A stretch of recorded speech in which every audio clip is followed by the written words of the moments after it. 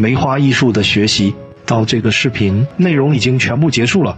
感谢一直以来支持到无阅览的朋友们，很多学占卜的朋友都头疼的问题，为啥我昨天占乾为天，卦问事业说能成，今天再占同一卦却说不成，是卦不准，还是我没学到真东西？答案是你缺了梅花易数里最核心的断卦密码十应诀，它不是让你背卦词，而是教你读天地，把卦象、时间、地点、外物、人事全串起来，让占卜从猜谜语变成读剧本。接下来20分钟，咱们把这门古老的多维断卦法彻底讲透。第一，什么是十应诀？占卜的三维坐标，先搞懂十应诀的底层逻辑。梅花易数里，体卦是你，是事情的核心，用卦是你问的事，是外部对象，但体用只是骨架，真正让卦活起来的是十应。它从3个维度给卦象填血肉，卦象本身、正应、互应、变应，看事情的开头、中间、结尾。时空环境，方应、日应、天时应、地理应，看你什么时候在哪里问世。外部信号，客应、外应、人事应，看问世时听到、看到、遇到了什么。这10个维度就是占卜的3维坐标，少了任何一个都可能读错卦的意思。第二，正应、互应、变应，卦象的三生三世。先从卦象本身的3个应说起，这是十应的基础盘，依正应事情的基本面。比如你问能不能升职，体卦是震木，是你，用卦是乾金升职，乾金克震木，正应凶，说明升职这件事儿本身对你有压力。要是用卦是坎水，水生木，正应吉，那就是升职这件事能帮到你。二，互应，事情的中间波折，卦不是只有6个爻吗？2、3、4爻能凑出下互卦，3、4、5爻能凑出上互卦，这就是卦里藏的卦。比如你占创业，正应吉，体用比合，但互卦是对金克震木，那就是开头顺，但中途会因为资金对金缺资源，震木卡壳。3变应事情的最终结局，卦里有动摇，动摇一变就成了变卦。还是说创业正应吉，互应凶，但变卦是离火生体土，那就是虽然中途卡壳，但最后能靠人脉离火盘活成了。这3个应加起来就是开头顺，中间难，结尾成，是不是比只看正应吉要准多了？第三，方应、日应，时空的能量开关。接下来是时空环境的前2个应，你站在哪里选哪天问世，其实是在开能量开关。一方应，你的位置是助力还是阻力？方位对应五行，东方、东南是木，震巽；南方是火离，西方、西北是金，乾兑；北方是水坎，东北、西南是土。艮坤，比如你是体火问感情，站在南方离火比合，方应吉，感情能顺；要是站在北方，坎水克火，帮应凶，容易吵架。二，日应，今天的日子帮不帮你？每天的地支对应五行，寅卯日是木，子午日是火，申酉日是金，亥子日是水，辰戌丑未日是土。比如你是体金问财运，今天是申日金比合，日应吉，财运能来；要是今天是寅日木克金，日应凶，钱可能要晚到。第四，克应外应，瞬间的天人对话。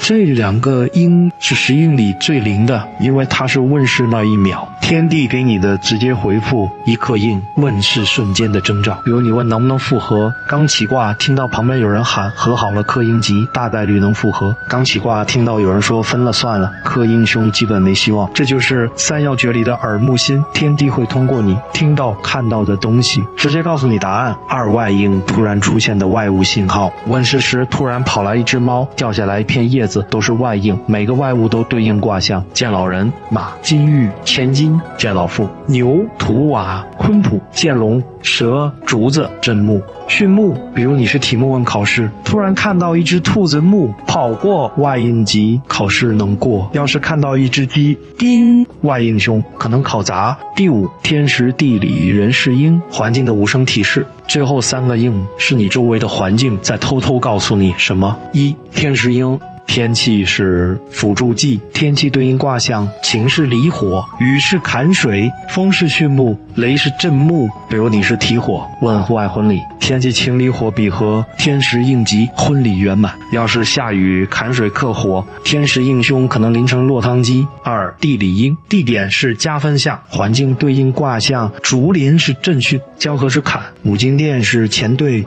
书房是离，比如你是体金，问开店，开在银行旁；钱金，比合，地理阴吉，生意好；开在池塘边，坎水，金生水，地理阴凶，容易亏。三人是应，周围人是信号器，旁边人的状态。有人笑是吉，有人吵架是凶，老人是乾，老妇是坤。比如你是体土问体检，旁边有人说身体没事，人是应吉，体检能过。要是有人说得吃药，人是应吉，火生土，说明小问题不影响结果。第六，论事十大应，不同状态下的专项指南。除了通用十应、梅花易数，还有论事十大应，针对你问事时的状态，给专项判断。以行，站着问，问官事；木旺有文书，火旺有官司。三坐，坐着问，问财运，金旺破财，木旺得财。八铺足，赤脚问，问病，大概率有丧事校服。这些是古人总结的状态加事情的对应规律，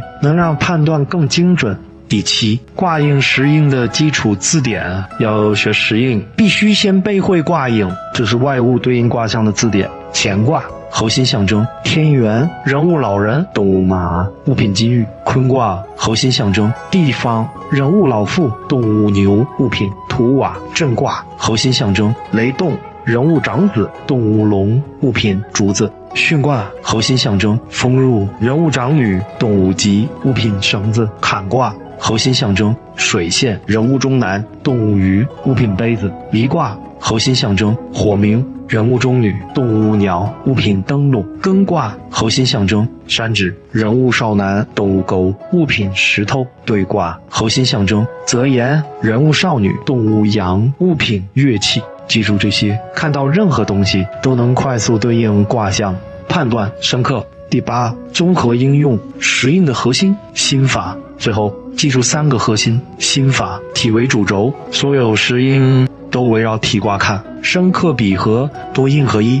吉应多则吉，凶应多则凶。体旺则强，体卦旺能扛凶，体卦衰享不了吉。比如你问生殖，正应吉变，应吉克应吉，三个吉肯定能生。要是正应凶、外应凶、日应凶，三个凶基本没希望。